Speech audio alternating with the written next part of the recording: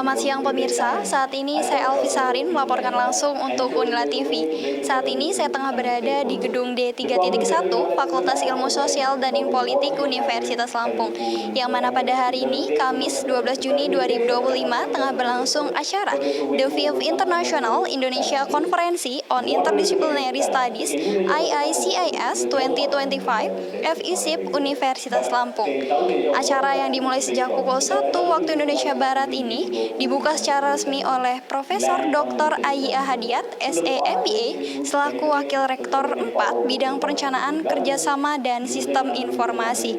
Pada IICIS 2025 ini mengusung tema Food Security and Strengthening Human Resource dengan menghadirkan berbagai pembicara, yakni Profesor Ariska Warganegara, Social and Political Science Faculty, University Lampung, Indonesia, esok Profesor Robert Mikart, The Faculty of Political Science, Zagreb University, Kroasia, Profesor Muhammad Rifani Bustami, Center for Policy Research and International Studies USM Malaysia, Profesor Habibullah Maksih, Department of Agricultural Economy, Sindh Agricultural University, Pakistan, Profesor Dr. Suraya MSc, Hood of LSPR, Center for Research, LSPR Institute of Communication Business, Profesor Wang Li, School of Law, Changzhou University, China, esok Profesor Ashok Das, PhD, Departemen Urban and Regional Planning, University of Hawaii at Manoa, USA. Perlu diketahui juga pemirsa bahwa berbagai isu seputar ketahanan pangan saat ini berfokus pada ketidaksetaraan yang mempengaruhi akses terhadap pangan.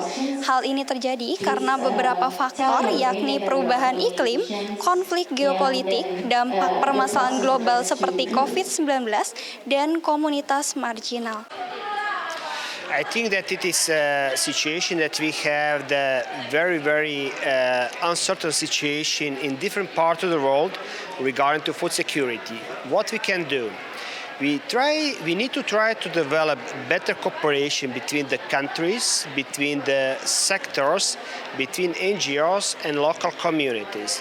We need to try to help them how to provide the food, how to educate them, how to build the infrastructure, and how to develop long strategies to be, much more resilient to this kind of challenges what they have.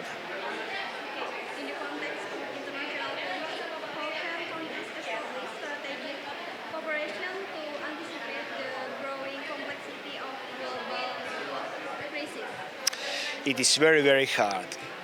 We notice that we have much more crises every year globally.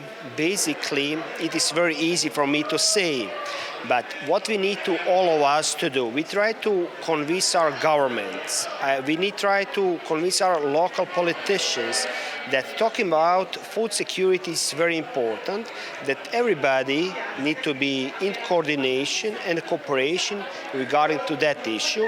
It is something what we, like a small people, can do.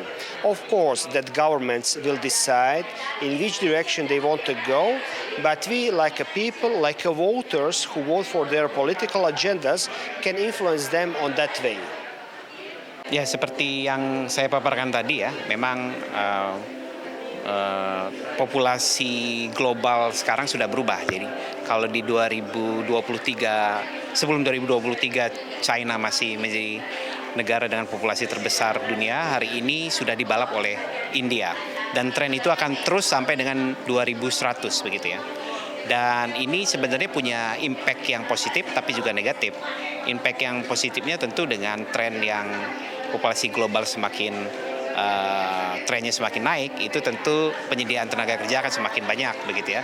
Tapi di sisi lain juga kalau penyediaan tenaga kerja itu semakin banyak tidak dibarengi oleh penyediaan lapangan pekerjaan, ini juga akan menjadi problem. Jadi memang ini dua sisi mata uang yang harus diseimbangkan begitu.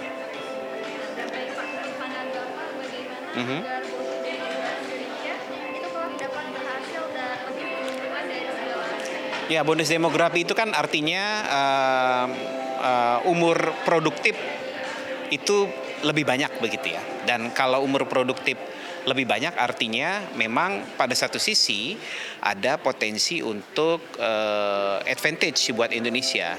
Ya, di sisi lain juga jika bonus demografi ini tidak diberdayakan juga akan menjadi disadvantage ya, atau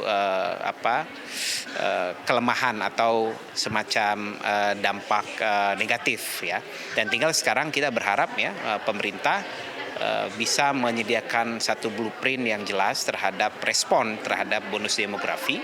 Dan tentu kerja-kerja pemerintah ini harus kerja-kerja yang kolaboratif. Pemerintah tidak bisa kerja sendiri, bisa mengajak stakeholder terkait ya.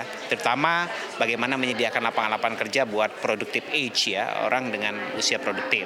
Bagaimana misalkan banyak mendorong tumbuhnya entrepreneur muda untuk merespon bonus demografi. Sehingga kemudian bonus demografi itu menjadi sesuatu yang positif terhadap perkembangan Indonesia.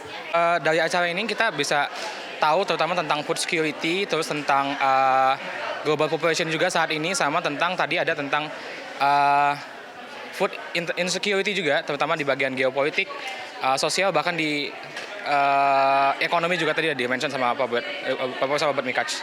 Sama satu lagi juga tentang urban planning juga tadi di-mention sama Asokdas, Profesor Asokdas.